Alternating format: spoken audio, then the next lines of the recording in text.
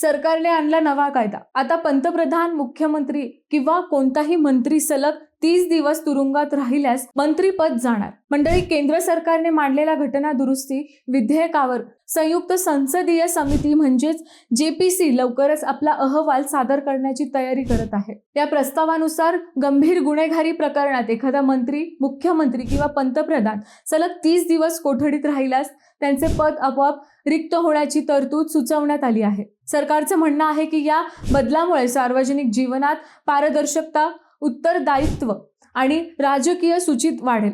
तसेच गंभीर आरोप असलेल्या व्यक्तींना सत्तेवर राहण्यापासून रोखता येईल. मात्र विरोधी पक्षांनी या प्रस्तावाला तीव्र विरोध केला आहे. त्यांचे म्हणणे आहे की न्यायालयाकडून दोष सिद्ध होण्यापूर्वी केवळ कोठडीच्या आधारावर पद काढून घेणे हे नैसर्गिक न्यायालयाच्या तत्वाविरुद्ध आहे. तसेच या कायद्याचा राजकीय गैरवापर होण्याची शक्यताही त्यांनी व्यक्त केली आहे. सध्या हा फक्त प्रस्तावित कायदा आहे, तो अद्याप मंजूर झालेला नाहीये. संसदेत चर्चा आणि मंजुरीनंतर तो कायदा बनू शकतो. पण मंडळी, खरंच भारतात असा कायदा अस्तित्वात येऊ शकतो का? तुमचे मत कमेंटमध्ये नक्की मांडा.